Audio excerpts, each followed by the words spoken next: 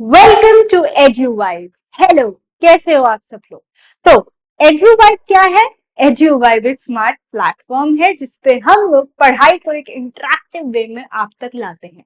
आपको ऐसा ना लगे बच्चों की आप सिर्फ एक बोरिंग क्लास में बैठ के पढ़ रहे हो, बल्कि आप कुछ ऐसा सीख रहे हो जो कि आपकी डेली लाइफ में कहीं ना कहीं जुड़ा है। तो अभी जो सीरीज है हम लोग उसमें क्या कवर कर रहे हैं? हम लोग कवर कर रहे हैं क्लास 7th की सोशल साइंस, और हम लोग चल रहे हैं अवर एनवायरमेंट जो आपकी ज्योग्राफी की टेक्स्ट बुक है। हम लोग अभी फिलहाल चैप्टर 1 पे हैं जिसके 2 पार्ट्स ऑलरेडी कवर अप हो चुके हैं और वो दोनों पार्ट्स डिस्क्रिप्शन में लिंक डाउन है। जल्दी से जाओ उनको देख भी लो ताकि आपके कोई भी पार्ट्स मिस आउट ना हो जाए। और प्लस हाँ, हमें सब्सक्राइब भी कर लेना ताकि आने वाले पार्ट से भी आप मिस ना हो जाओ। ठीक है, तो अभी हम लोग चलते हैं हमारे पार्ट 3 की तरफ इसी चैप्टर के, जिसमें हम लोग और एनवायरनमेंट के बारे में जानेंगे। अभी लास्ट पार्ट तक हम लोगों ने नेचुरल एनवायरनमेंट के बारे में तो सीख ही लिया था, लेकिन अब हम क्या सीखने वाले हैं? अब हम और सब चीजों के बारे में सीखेंगे। तो नेचुरल एनवायरनमेंट हमने सीख लिया, अब हम सीखेंगे ह्यूमन एनवायरनमेंट क्या होती है, यानी कि जो एनवायरनमेंट जिसमें ह्यूमंस की बात हो रही है वो एनवायरनमेंट कैसे होती है। Human beings interact with the environment and modify it according to their needs. Human beings environment के साथ connect करते हैं और उससे अपनी नीड के अकॉर्डिंग मॉडिफाई भी करते हैं। Early humans adapted themselves to the natural surroundings. They led a simple and fulfilled their requirements from the nature around them. जो अर्ली ह्यूमंस थे, जो पहले रहते थे, वो अपनी सारी चीजें इन्वायरमेंट से ही ले लेते थे और उसको ज्यादा चेंज नहीं करते थे। उन्हें पता था कि जो हमें चाहिए वो इससे मिल जाएगा। लेकिन जैसे टाइम चला और नीड्स बढ़ी, नीड्स यानी जरूरतें बढ़ी, तो चीजें बदलने लग गई। Humans learn new ways to use and change environment. हम ये समझने लग गए कि हम किस तरीके से अपने एनवायरनमेंट को चेंज कर सकते हैं। हमें समझ आया कि हम लोग क्रॉप्स को ग्रो कर सकते हैं। हमें समझ आया कि हम लोग एनिमल्स को डोमेस्टिकेट कर सकते हैं, यानी उन्हें पाल सकते हैं। और हमें समझ आया हम एक सेटल्ड लाइफ यानी कि एक सही जिंदगी कैसे जी सकते हैं। फिर व्हील का इन्वेंशन हुआ, ठीक है, जिससे हमें सरप्लस खाना मिलना शुरू हुआ। हमें ये समझ में आया कि हम सरप्लस यानी बहुत अच्छे अमाउंट में फूड को हम कैसे बना सकते हैं। बार्टर सिस्टम आया। बार्टर सिस्टम मैंने आपको पार्ट 2 में बताया भी था क्या होता है, जिसमें हम लोग गुड्स को एक्सचेंज करते हैं आपस में, गुड्स को ही लेने के लिए। ठीक है, फिर ट्रेड स्टार्ट हुआ। ट्रेड क्या होता है? जब एक कंट्री दूसरी कंट्री में अपना सामान भेजे। और साथ ही साथ कॉमर्स डेवलप होने लगा। कॉमर्स यानी कि पैसे की लेन देन स्टार्ट हुई। फिर उसके बाद इंडस्ट्रियल रेवोल्यूशन आई, यानी इंडस्ट्रीज बनना शुरू हो गई, लोगों को काम करना शुरू हुआ और प्रोडक्शन यानी चीजों का डेवलपमेंट बनना शुरू हुआ। ठीक है, फिर ट्रांसपोर्टेशन भी फास्टर होने लगा। पहले लैंड ट्रांसपोर्ट था जिसमें बुलेट्स और कार्ट्स चलती थी, फिर कार्स आने लग गई, और फिर उसके बाद बुलेट ट्रेन्स, एरोप्लेन्स और बहुत कुछ। इंफॉर्मेशन रेवोल्यूशन आई, कम्युनिकेशन बढ़ गई। पहले तो वो टेलीफोन भी वो वाले होते थे, रिंग रिंग वाले, है ना। फिर आके मोबाइल्स आए, अब तो स्मार्टफोन्स आ गए हैं, और भी कितने तरीके से आप लोग एक सबसे कनेक्ट कर सकते हो। तो एक तरीके से चीजें बहुत ज्यादा आसान होने लग गई। Have you ever thought why you love eating a juicy watermelon in summer and hot roasted peanuts in winter? कभी आपने ये सोचा है ऐसा क्यों है वाटरमेलन को हम लोग समर में खाते हैं और जब पीनट्स मूंगफली हम उसको विंटर में खाते हैं? ठीक है, क्यों? A perfect balance is necessary between the natural and human environment. जो हमारे नेचुरल एनवायरनमेंट है और जो ह्यूमन एनवायरनमेंट है उसके बीच में एक परफेक्ट बैलेंस, जो कि ना कम ना ज्यादा होना बहुत जरूरी है। और जब भी ये बैलेंस बिगड़ेगा ना बच्चों, कुछ ना कुछ प्रॉब्लम जरूर हो। तो ह्यूमन को इसलिए सीखना पड़ेगा। नेचुरल एनवायरनमेंट तो खुद नहीं सीखेगी, उसके पास ब्रेन नहीं है। हम लोगों के पास ब्रेन है, तो हमें ये सीखना पड़ेगा कि हम किस तरीके से अपनी एनवायरनमेंट को एक हार्मोनियस यानी कि एक अच्छे वे में लेके चल सके ताकि कोई भी नुकसान ना हो। अब उन्होंने यही एक एग्जाम्पल एक गर्ल की हेल्प से दिया है जिसका नाम क्या है, Noori. Noori a girl living from Mizoram. Mizoram क्या है, एक जगह है ईस्ट इंडिया की तरफ। From Ravi's class often talks about the lush green surroundings of her place. तो वो कई बार बच्चों को क्या बताती है, अपने आसपास की बहुत लश ग्रीन यानी बहुत ज्यादा ग्रीन सराउंडिंग्स को। Seeing Ravi upset at having lost his playground, Noori invited him to visit her home state during the coming vacation. क्योंकि रवि तो बहुत उदास था हमारा, क्यों उदास था, क्योंकि उसका प्लेग्राउंड जा रहा था। तो जब नूरी ने उसको ऐसे देखा तो नूरी ने क्या कहा कि तुम कभी एक बारी मेरे स्टेट में आओ जब छुट्टियां पड़े। Ravi's teacher asked the students to draw the landscape, houses and activities of the people and places they visit during the holidays. और क्या कहा रवि की टीचर ने कि तुम लोग बैठो, हाउसेस बनाओ, चीजें बनाओ, वो सब चीजें करो जिससे क्या हो कि आप हॉलीडेज के टाइम पे जो आप करते हो वो समझ पाओ, अपनी इन्वायरमेंट को समझ पाओ। और क्यों नूरी ने उसको बोला आने के लिए, क्योंकि उसको ग्रीन एनवायरमेंट पसंद थी। तो नूरी ने कहा कि तुम वहां आओ और देखो वो ग्रीन एनवायरमेंट कितनी सुंदर है। तो इससे आपको ये भी पता चलता है कि कुछ जगहों पर जब हम ह्यूमन एक्टिविटीज या ज्यादा छेड़छाड़ एनवायरमेंट के साथ करते हैं तो हम उसको भी कहीं ना कहीं नुकसान पहुंचा रहे हैं। ठीक है, तो ये एक चीज है जो आप लोग ट्राई कर सकते हो। क्या, talk to some elderly person in your neighbourhood and collect information about. क्या आपको इन्फॉर्मेशन कलेक्ट करनी है उनसे, द ट्रीज इन हिज और हर नेबरहुड व्हेन ही और शी वाज योर एज। अब क्या कर सकते हो, आप अपनी दादी या अपनी नानी या अपनी मम्मी और पापा उन सबसे पूछ सकते हो कि जिस जगह पे हम लोग आज रह रहे हैं वो आपके टाइम पर कैसी थी। ठीक है, क्या वो बिल्डिंग थी जो आज है, या क्या वो घर था जो वो आज है। ठीक है, और आप क्या पूछ सकते हो, the indoor game she played और ही प्लेड, कि वो ऐसे कौन से गेम्स थे जो वो अपने टाइम पर खेलते थे। हम लोग तो आजकल के बच्चे तो सिर्फ एक ही गेम जानते हैं, फोन पे गेम्स खेलना, लेकिन पहले ऐसे गेम्स नहीं थे। फिर आप उनसे पूछ सकते हो हिज और हर फेवरेट फ्रूट, उस टाइम पे उनका फेवरेट फ्रूट क्या था या फेवरेट फूड क्या था, और वो अपने आप को कैसे कंफर्टेबल बनाते थे, कैसे आराम पहुंचाते थे समर्स में भी और कोल्ड विंटर्स में भी।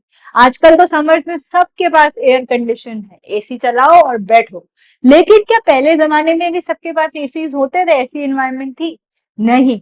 तो आप ये जान सकते हो कि वो लोग अपने आप को कैसे कंफर्ट देते थे, और साथ ही साथ ठंडी विंटर्स में भी कैसे कंफर्ट देते थे। ठीक है, तो ये सब आप आंसर्स, ये एक्टिविटी आप ट्राई कर सकते हो, जिससे आप समझ सकते हो कि क्या चेंजेस हम लोगों ने टाइम के साथ एनवायरमेंट में लेकर आए हैं। ठीक है जी, तो इसके साथ आपको ह्यूमन एनवायरमेंट के बारे में कुछ कुछ चीजें समझ में आ गई, एंड विद दैट हमारा चैप्टर एंड होता है। तो ये चैप्टर तो हमारा एंड होता है, जिसमें हमने क्या सीख लिया, हमने सीख लिया एनवायरमेंट क्या होती है, दो टाइप की एनवायरमेंट सीखी, नेचुरल और ह्यूमन एनवायरमेंट। हमने ये सीखा नेचुरल एनवायरमेंट में कौन सी लेयर्स आती हैं, है ना बच्चों, जो की थी लिथोस्फेयर, हाइड्रोस्फेयर, एटमॉस्फेयर और बायोस्फेयर। फिर हमने सीखा ह्यूमन एनवायरमेंट कैसे चेंज हो रही है, उसमें क्या क्या चीजें बदल रही हैं और कैसे हम लोग क्या फायदे और क्या नुकसान भी कर रहे हैं।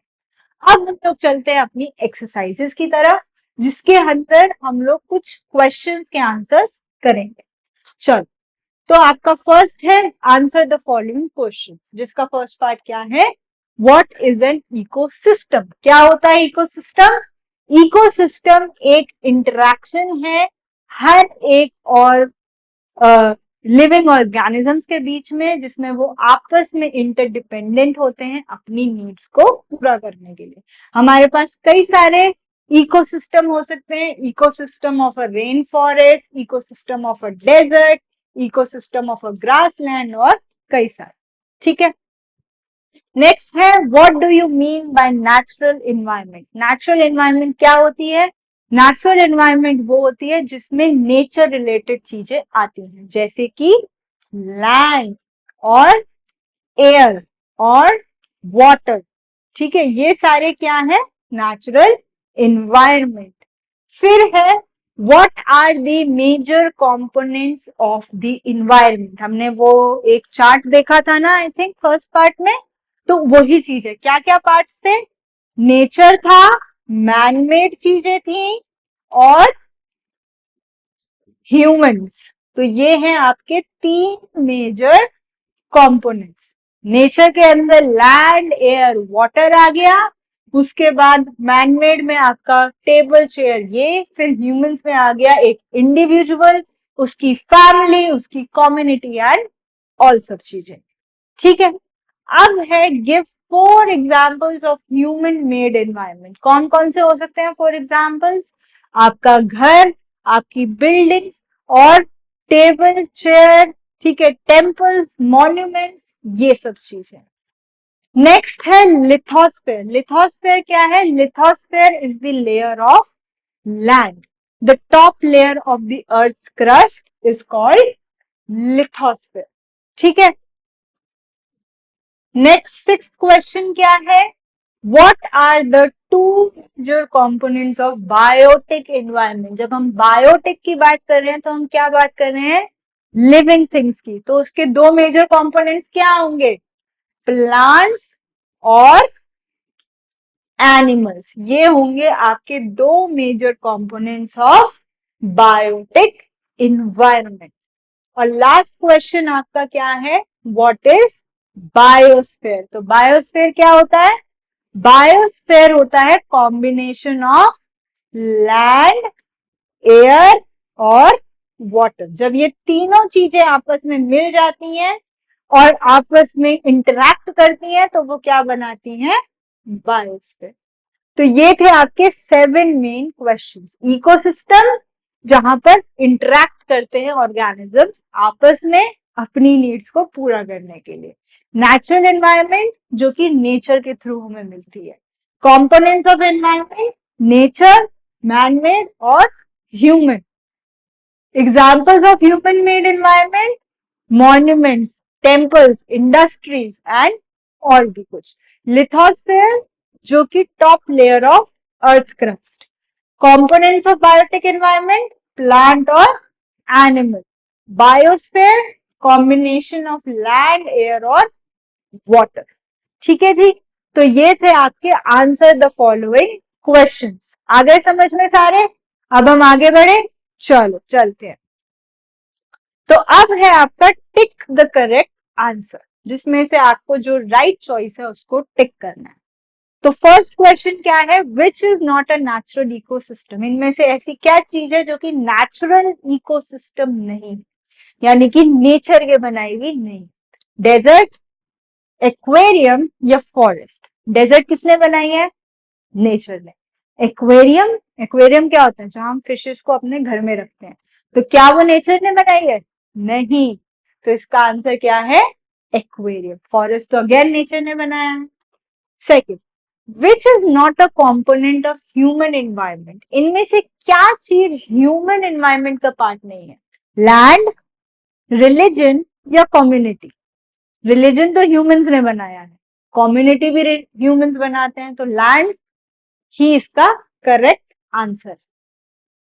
Next is which is a human made environment? इन तीनों में से ह्यूमंस ने क्या बनाया है? माउंटेन बनाए हैं? नहीं। सी बनाया है? नहीं। तो क्या बनाया है? रोड। ठीक है, आगे बढ़ते। Which is a threat to environment? इनमें से ऐसी क्या चीजें हैं जिससे हमारी इन्वायरमेंट हार्म हो सकती है? थ्रेट यानी खतरा हो सकता है। तो क्या है? ग्रोइंग प्लांट्स, क्या प्लांट्स का ग्रो करना एनवायरमेंट को खतरा करेगा? नहीं। ग्रोइंग पॉपुलेशन, क्या पॉपुलेशन का बढ़ना खतरा करेगा? हाँ। ग्रोइंग क्रॉप्स भी नहीं करेगा। तो आंसर क्या है? Growing population. ठीक है, तो फर्स्ट का आंसर था बी एक्वेरियम, सेकंड का ए लैंड, थर्ड का सी रोड और फोर्थ का बी ग्रोइंग पॉपुलेशन। ठीक है जी, इतना आया समझ में? अब हम चलते हैं आगे। आगे क्या है हमारा? मैचिंग। ठीक है, तो मैचिंग में आपको, ये आपकी 4 लेयर्स हैं, 3 तो लेयर्स हैं और एक एनवायरनमेंट है, आपको मैच करना है। चलिए करते हैं। बायोस्फेयर, बायोस्फेयर क्या है बताओ? Relationship between the organisms and their surrounding, या फिर narrow zone where the land, water and air interact?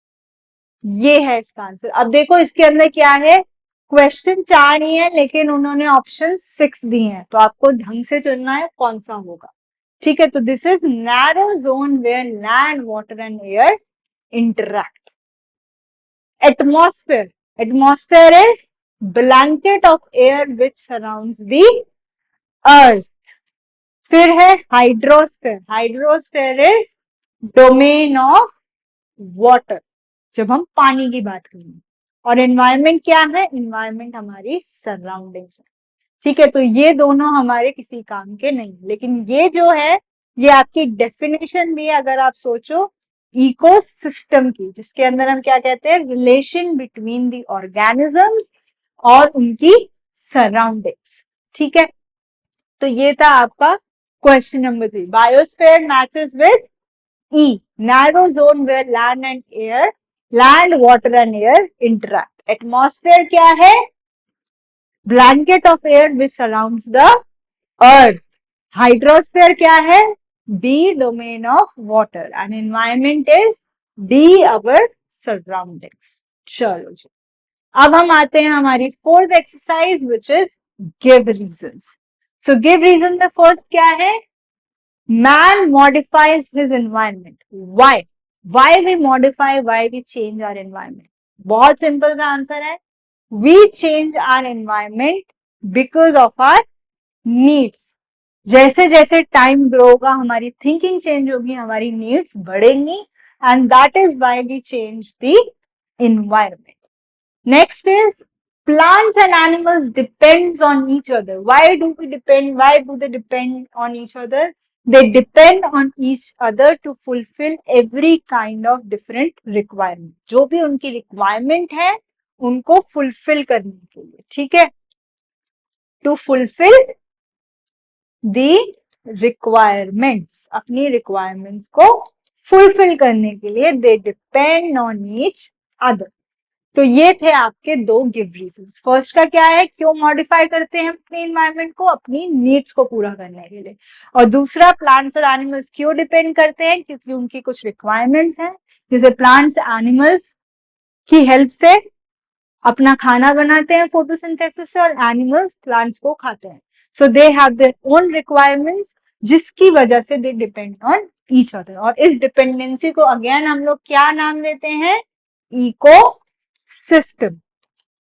ठीक है जी, आएंगे समझ में गिव रीजंस में। चलिए, तो अब इसी के साथ बच्चों क्या है, हमारा एक छोटा सा एक्टिविटी है जो हम लोग ट्राई कर सकते हैं। और ये एक्टिविटी क्या कहती है कि एक एनवायरमेंट में जाओ, ऐसी आइडियल, ऐसी अच्छी एनवायरमेंट जहां आप रहना पसंद करोगे, और उसकी एक पिक्चर बनाओ। तो ये आप घर पे बैठ के ट्राई कर सकते हो, किसी भी जगह पर जाओ जो आपको अच्छी लगे और बैठ के उसकी पिक्चर बनाओ, ताकि आप उसे अपने पास रख पाओ और समझ पाओ कि चीजें कैसी।